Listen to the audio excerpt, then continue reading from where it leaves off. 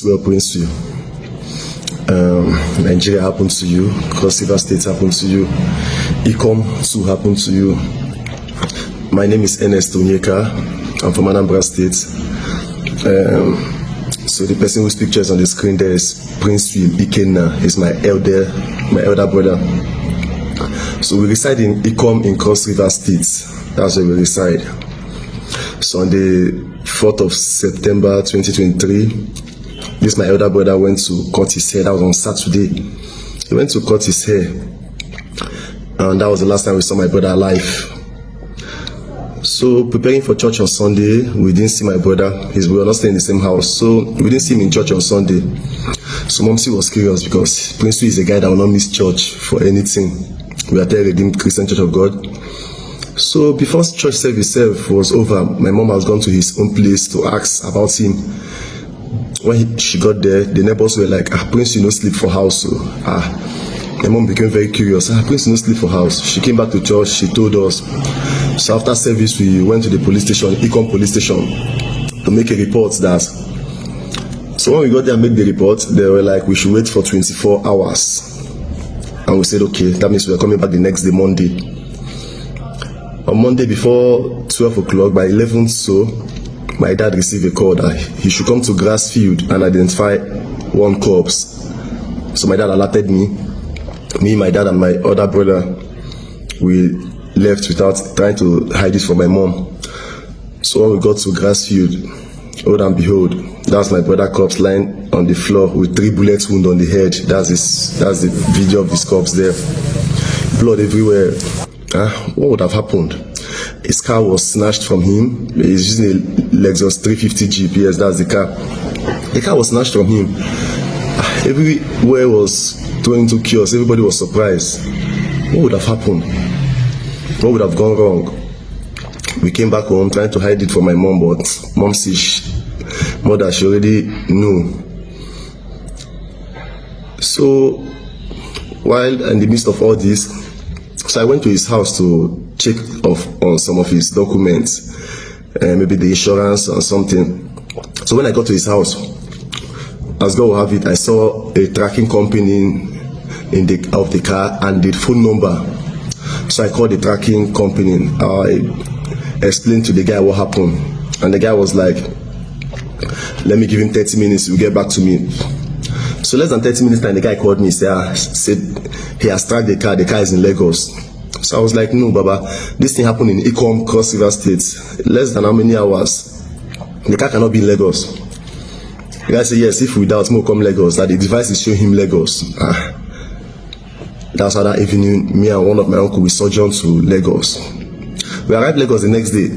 So I called this guy, the tracker guy. I said, Baba, we are in Lagos. So he said, okay. He told me where I'll meet him. So we met up with him. That's how the guy took me to where my brother's car is.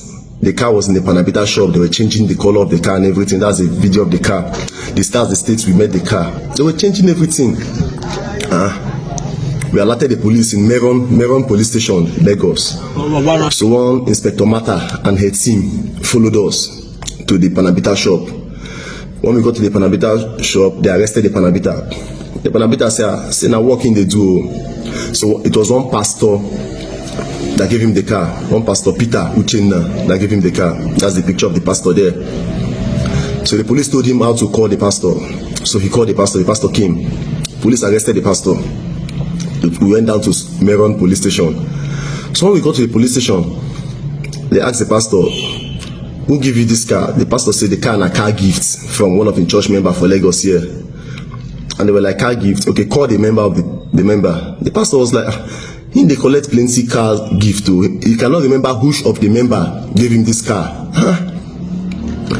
The Inspector Mata self was like, even if you be president of Nigeria, they give you car gifts, you go remember who give you the car. The guy said he cannot remember. And they were like, the owner of this car was shot in Ecom, Cross River State. This Pastor Peter, which picture is on the screen, said he has not been to Ecom, Cross River State before all his life. They said, okay. They invited the wife. The wife got to the police station. In our present, they were like asking the wife, say, on the 4th of September, where your husband is? the wife was like, my husband he come to go preach. Now what my husband tell me? When the two stories did not add up, so my uncle went to Pansi, Lagos. Reported the matter there. The commissioner of police then, one Mr. Abiodun, now alerted Meron police that they should bring the matter back to, bring the man to Pansi. So when they brought the man to Pansi on interrogation, the man now said yes, that on the 4th of September, actually he was in Ikon, one pastor, Kingsley, this man on the screen, invited him for a program. Then after the program, this pastor Kingsley and two other guys accosted my brother. That he was there when my brother was killed, but not being killed him. That he called this guy, he said Elvis in Tui, this Elvis, which picture is on the screen. He said it was this Elvis that shot my brother with one other guy he called Barry. He said it was this Elvis that shot him, this Elvis that shot my brother. Then they gave him the car to take to Lagos. That he was the one that drove the car from Ikom to Lagos that night. So after all said and done, the commissioner of police said the matter should be brought back to Cross River State for trials. So Zone 6, Calabar was alerted. Then one DSP, Ibe, Dennis, came down, brought the man from Lagos to Cross River State. We got to Cross River State. The police demanded that the operation should be done on my brother corpse. The 3 bullets should be removed and given to them and all that, of which she did. That's the picture of where they did the operation, where we removed the bullets. That's the picture where they shot him 3 bullets. So we did the operation.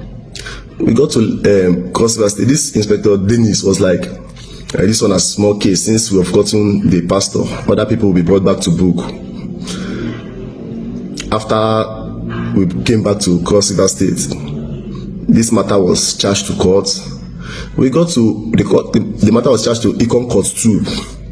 We got to court, and it was Judge Eshwa Ewa that was presiding over the matter. This Judge Eshwa Ewa. We got to the court after the first hearing, the second hearing, and the third hearing. They set a date for the third hearing. Before that set date, they called our lawyer that there is a change of date, and the lawyer was like, change of date. 2 days before court, they are giving me change of date notice that it's impromptu, he cannot make it. Before that change of date issue, that's how this Judge Eshwa Ewa released this Pastor Peter Uchenna and one other pastor that was caught with him on health ground. He said the pastor was not feeling fine. That's why they discharged the pastor on health ground. That same week they discharged this pastor, I sent someone to his church in Lagos. That's the video the person made for me. That the man was in church preaching. That's the video. The man was in church preaching. That released this man claiming that it was on health ground. Since then, it has been from one story to another. One time they said the judge went for 6-month leave. This Judge Eshwa Ewa was the one that released Uchenna Peters on health ground. Say they bail him on health ground. It's been over 2 years now. We will not be able to get justice on this case. Please, we are writing to everybody to know what happened to Princeville and how this case has been going. We are calling on Nigeria government. We are calling on Cross River State, the governor of Cross River State, Professor Basin 2. We are calling on Cross River State government to look at what happened in Cross River State, and judiciary in Cross River State have not given us justice. We are calling on the Attorney General of Cross River State, Mr. Charles. This is what happened in Cross River State, and Cross River State judiciary have not given us justice. We are calling on the Chief Justice of Cross River State, my Lordship Akon. This is what happened in Cross River State. This is what happened in your state, and we have not been able to get justice. Over 2 years now, and this man is working freely. This Elvis in Tui, the pictures on the screen, is working freely. His family is in Cross River there. They are working freely. And these are people that murdered my brother, and the court let them go on, say, health ground. Since then, we have not been able to get justice. Please, Cross River State government, we are calling on Cross River State government. We need justice for Princeville. We need justice for Princeville. And to the General of the State, Chief Justice of the State, Cross River State governor, we need justice for Princeville. We need justice for my brother. Yes, today it might be Princeville, tomorrow it could be anybody. These men are parading themselves as pastors and they are killers. We need justice for Prince William.